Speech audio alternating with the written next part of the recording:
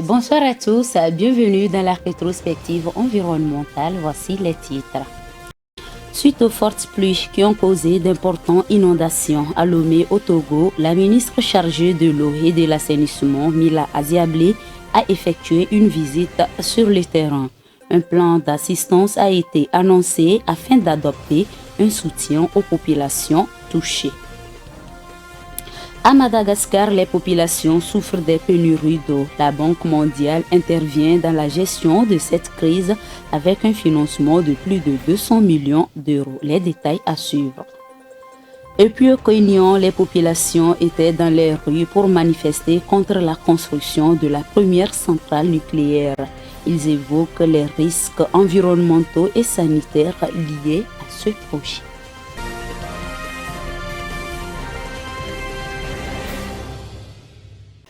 Le Salon international de l'agriculture et de l'agroalimentaire de Lomé-Sialo a eu lieu du 8 au 15 octobre dernier. Cette 11e édition s'est déroulée autour du thème agriculture durable, gage de sécurité alimentaire dans un contexte de changement climatique.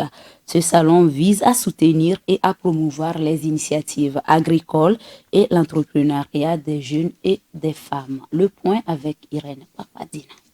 Placé sous le thème agriculture durable, gage de sécurité alimentaire dans un contexte de changement climatique, la nouvelle édition du Salon international de l'agriculture et de l'agroalimentaire de Lomé-Sialo se déroule du 8 au 15 octobre prochain au Centre des expositions et foires CETEF à Lomé. Cette année, il se focalise sur la nécessité de repenser les pratiques agricoles pour assurer la sécurité alimentaire durable malgré les défis grandissants du changement climatique. Avec des perturbations climatiques qui menacent de plus en plus les systèmes alimentaires, cette édition du Sialo mettra en lumière les pratiques agricoles durables et les innovations qui permettent aux agriculteurs de mieux s'adapter. Le salon réunit les acteurs du monde agricole, notamment les professionnels de l'élevage et de la pêche, de l'agriculture, ainsi que des spécialistes en gastronomie pour partager des solutions concrètes et des savoir-faire durables. L'une des grandes nouveautés de cette édition est la mise à l'honneur du secteur de l'élevage avec une exposition spéciale dédiée à ce domaine. Après la région des savanes en 2022 et celle de la Kara en 2023, c'est la région centrale qui est mise en lumière cette année. Ce choix reflète la volonté des organisateurs de valoriser le potentiel agricole de chaque région à travers la chaîne de valeur agro-silvo-pastorale et halieutique. L'objectif est de faire découvrir la diversité des ressources agricoles locales et de promouvoir les pratiques qui contribuent à la durabilité et à la résilience de l'agriculture togolaise. Il offre également une plateforme pour des journées agroalimentaires dédiées aux différentes régions du pays, des marketplaces pour l'exposition de produits, de services et de technologies. Le gouvernement togolais fait la promotion des pratiques d'agriculture durable à travers une multitude de projets. Cet engagement de l'exécutif a été une fois encore réaffirmé à la 11e édition du Salon international de l'agriculture et de l'agroalimentaire de Lomé-Sialo. Les détails avec Léonce Sago. La promotion des pratiques d'agriculture durable est effective au Togo. Elle est marquée par la présence du secrétaire général du ministère de l'Agriculture, de l'Hydraulique villageoise et du Développement rural, M. Madadozi Tisike, au lancement de la 11e édition du Salon international de l'agriculture et de l'agroalimentaire de Lomé-Sialo. Il a réitéré cet engagement du gouvernement togolais en affirmant que les projets et les réformes de la feuille de route gouvernementale 2020-2025 mettent l'accent sur les mécanismes d'adaptation, d'atténuation et de réduction des risques de catastrophes.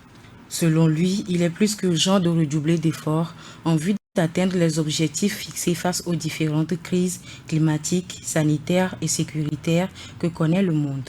Il a aussi indiqué que le pays est résolument engagé dans la recherche d'un mieux-être pour sa population à travers l'amélioration des conditions d'exercice des activités agricoles. Parmi les actions engagées, on note la création des zones d'aménagement agricole et la mise en place des agropoles pour créer un cadre adéquat de production et de transformation des produits agricoles tout en respectant l'environnement. On retrouve également la modernisation des opérations culturelles avec la promotion des centres régionaux de mécanisation agricole, le développement de l'agriculture irriguée, la création et l'opérationnalisation de l'agence de transformation agricole. La réalisation de ces projets permettra d'augmenter la production afin d'assurer la sécurité alimentaire du Togo à partir de la production nationale et de renforcer les industries de transformation agroalimentaire pour améliorer les revenus et les conditions de vie des populations. Ceci équilibrera la balance commerciale en créant des emplois décents et durables pour les jeunes et les femmes. Rappelons que le gouvernement togolais a engagé depuis des années un ensemble de réformes qui visent à faire jouer au secteur agricole son rôle de levier de croissance économique et sociale. La feuille de route gouvernementale 2020-2025 du Togo ambitionne une agriculture productive à haute valeur ajoutée qui sera un moteur de valeur économique des agriculteurs et du développement du pays. La 4e édition du marché des innovations et technologies MITA est attendue du 21 au 25 octobre prochain au Togo. Les acteurs clés de la recherche et du développement agricole seront présents à cette rencontre afin de stimuler l'adoption de solutions innovantes en Afrique de l'Ouest et du Centre. Cet événement a été organisé par le Conseil Ouest et Centre africain pour la recherche et le développement agricole CORAF. Irène Papadina nous en dit plus. Dans le souci d'apporter plus d'innovation dans le secteur agricole, le Conseil Ouest et Centrafricain pour la recherche et le développement agricole CORAF, en partenariat avec l'Institut togolais de recherche agronomique ITRA, organise la 4e édition du marché des innovations et technologies agricoles MITA, prévu du 21 au 25 octobre 2024. Placé sous le thème « Facilitation de l'accès aux technologies et innovations agricoles de gestion intégrée des ravageurs, pestes et maladies des plantes et des animaux », cet événement phare réunira des acteurs clés de la recherche, de l'innovation et du développement agricole pour stimuler l'adoption de solutions innovantes en Afrique de l'Ouest et du Centre. Cette 4e édition du MITA est placée sous le haut patronage du ministre de l'Agriculture, de l'Hydraulique villageoise et du Développement rural, Antoine Lekba Gbegbeni. Elle représente une véritable plateforme d'interaction entre la recherche, le secteur privé, les institutions publiques et les utilisateurs finaux des technologies agricoles. Selon Dr Moumouni Savadogo, directeur exécutif du CORAF, l'accent sera mis sur la gestion intégrée des ravageurs et des maladies des plantes et des animaux en vue d'améliorer la sécurité alimentaire en Afrique de l'Ouest et du Centre. Le MITA 2024 explorera les technologies et innovations liées à la gestion des ravageurs des maladies des plantes et des animaux avec un focus sur le renforcement des partenariats publics-privés pour accélérer leur diffusion. Il est composé de plusieurs sessions d'échange d'informations et de technologies et de mise en relation, mais également d'espaces d'exhibition et de démonstration des technologies et innovations au profit du public et des professionnels agricoles. Cet événement constitue une opportunité pour mettre en avant les technologies qui ont le potentiel de transformer l'agriculture et de contribuer à la sécurité alimentaire en Afrique de l'Ouest et du Centre. Le volume de la production et de l'exportation du café et cacao du Togo a considérablement baissé ces dernières années. Cette baisse est attribuée au vieillissement des sols de plantation et des agriculteurs. Un plan stratégique est prévu par les responsables de ce secteur afin de relancer la filière. Les explications de Léonce Sabo. Au Togo, la production et l'exportation du café et du cacao ont drastiquement chuté ces dernières années. Le comité de coordination de la filière café-cacao CCFCC révèle que le pays n'a exporté que 2500 tonnes de café et 9000 tonnes de cacao en 2023, soit une nette régression comparée aux chiffres des décennies précédentes. En effet, entre 2010 et 2011, le Togo exportait 11 609 tonnes de café et 13 478 tonnes de cacao. Dans les années 70 et 90, le pays avait atteint des records bien plus élevés avec une production de cacao de 29 361 tonnes en 1971 et de 25 903 tonnes de café en 1991. Ces régressions seraient dues au vieillissement des sols en plantation et surtout à celui des agriculteurs. Les plantations produisent de moins en moins, n'ayant pas été renouvelées durant tout ce temps, et les jeunes agriculteurs semblent peu intéressés par ce secteur. Les responsables du CCFCC, sous l'égide du Togolais Anselme Gouton, secrétaire général du comité et également président de l'Organisation internationale du café OIC et de l'Agence pour les cafés Robusta en Afrique et à Madagascar, ACRAM, ont souligné l'urgence de relancer durablement ces deux filières. Ils ont développé des plans stratégiques pour redonner un nouvel élan à la production du café et du cacao d'ici 2030. Ces plans visent à moderniser la filière en prenant en compte plusieurs dimensions essentielles, notamment la lutte contre la déforestation avec les nouvelles plantations qui devront respecter des critères stricts en matière de protection de l'environnement. La traçabilité des produits respectant les normes internationales, en particulier celles de l'Union européenne. L'amélioration des revenus des producteurs avec une attention particulière portée à la notion de revenu vital prospère qui passe par la garantie d'un prix équitable pour les producteurs et la mise en place des modèles d'économie circulaire. Pour accompagner ces réformes au Togo, plusieurs experts internationaux venant du Royaume-Uni, du Maroc, du Gabon et de la Côte d'Ivoire sont venus participer à une grande rencontre qui a eu lieu à Lomé du 9 au 11 octobre 2024. L'événement a réuni plus de 120 participants, dont des acteurs locaux du secteur café-cacao, afin d'affiner ces plans de relance. Le café et le cacao, en dépit d'être moins présents dans les exportations qu'auparavant, occupent toujours une place importante dans l'économie agricole togolaise. Ils se classent respectivement au 2e et 3e rang des produits agricoles d'exportation du pays. On retrouve principalement leur culture dans l'ouest de la région des plateaux et au sud-ouest de la région centrale. Malgré les défis auxquels fait face la filière café-cacao au Togo, l'espoir d'une relance est bien présent. Lomé, la capitale togolaise, est victime d'importantes inondations suite aux fortes pluies qui s'abattent sur le pays. Ces intempéries ont provoqué d'importants dégâts matériels avec de nombreux sinistrés. La ministre de l'eau et de l'assainissement, Maounyomila Aziablé, a effectué une visite sur le terrain accompagnée d'une équipe technique pour constater les faits afin d'apporter un soutien aux populations des zones touchées. Francesca Dissou. Le dimanche 13 octobre 2024, de fortes pluies ont frappé Lomé, causant des inondations dans plusieurs quartiers comme Atidogomé, Segbe, Vessomé, Atilamonu et Balissimé. De nombreuses habitations et infrastructures ont été submergées, perturbant la vie des habitants.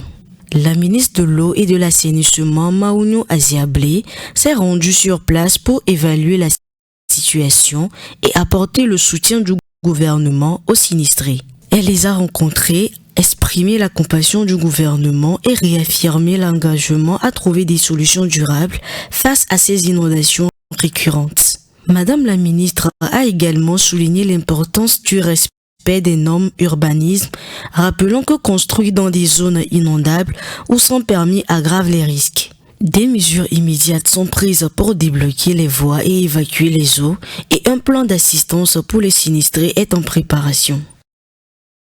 Après des records de sécheresse, le Brésil est confronté à une crise sans précédent. Brasilia, la capitale, et la ville de Sao Paulo sont frappées par des tempêtes dévastatrices. On note au moins 8 morts, 1,6 million de foyers étaient sans électricité.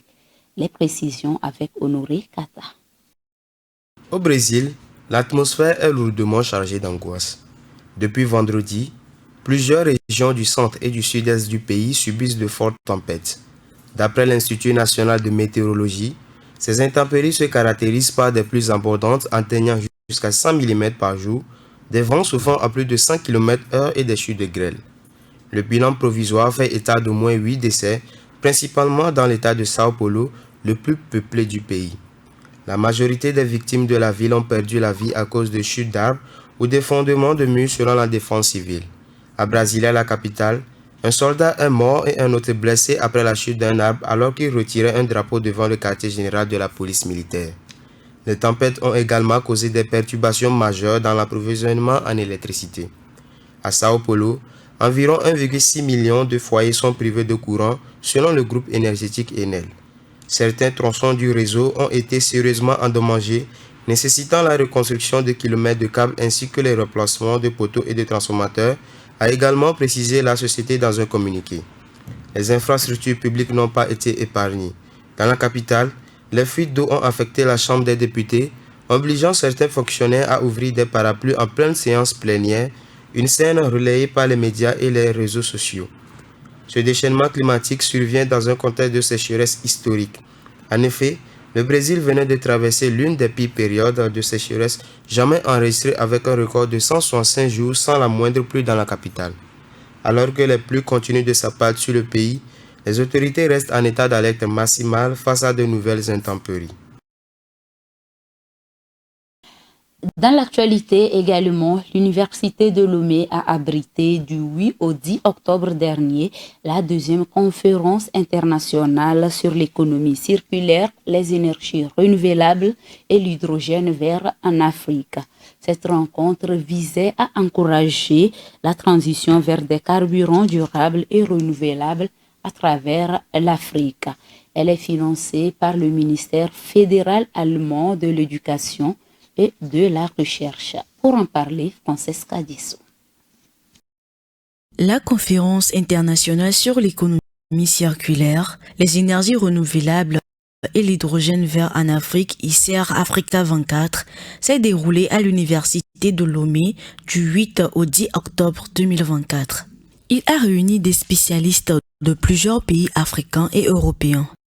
L'événement soutenu par le projet allemand Vastes-Vive Energy vise à promouvoir les carburants durables à l'échelle continentale. Le président de l'Université de Lomé, professeur Adama Maoulik Bodar, a mis en avant l'importance de valoriser les déchets dans la transition énergétique africaine en soulignant leur potentiel à contribuer à l'accès universel à l'électricité d'ici 2030. Il a insisté sur le rôle de projets structurants pour améliorer le bien-être des populations africaines. Pendant 3 jours, les participants de 17 pays ont discuté des pratiques à adopter pour accélérer l'utilisation des énergies renouvelables et de l'hydrogène vert. L'objectif final est de renforcer les politiques nationales et favoriser l'émergence d'une Afrique énergétiquement autonome et durable.